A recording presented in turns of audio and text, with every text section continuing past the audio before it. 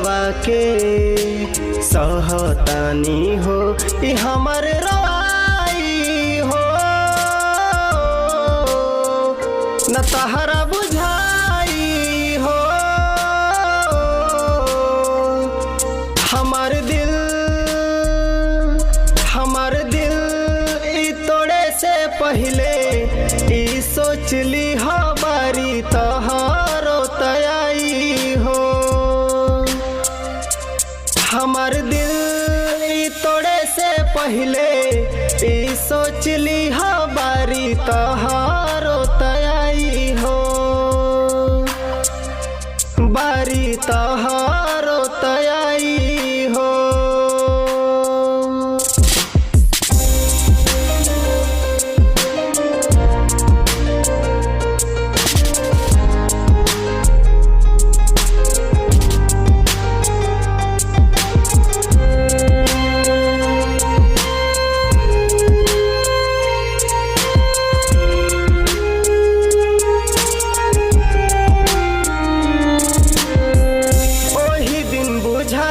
तोहरा कीमत ई प्यार के तोहरो के जाई के हो ठोकर मार के रहब ना हम खाली पैबू तू गम हो। फेर नहीं आई कबो मौसम बाहर के तू बाड़ू हर जाई हो। कैलू बेवफाई हो। हमार दिल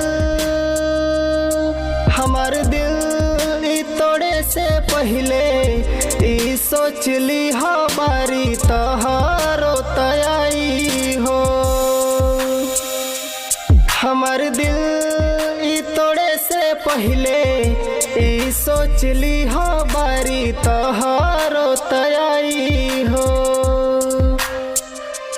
बारी तहारो तयाई हो।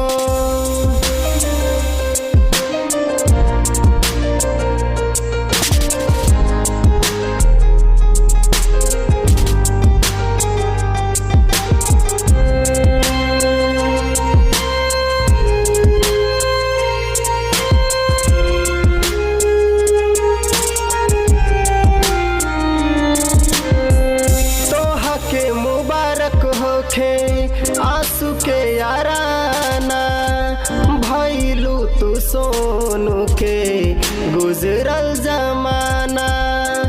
खुद से ही खुद के वजूद मिटाइब होई है ना बबलू कबो दोबारा दीवाना। दिखी ना परछाई हो आँख भर आई हो। हमार दिल ई तोड़े से पहले ई सोचली हो बारी तहारो तयाई हो। हमार दिल ई तोड़े से पहले ई सोचली हो बारी तहारो तयाई हो। बारी तहारो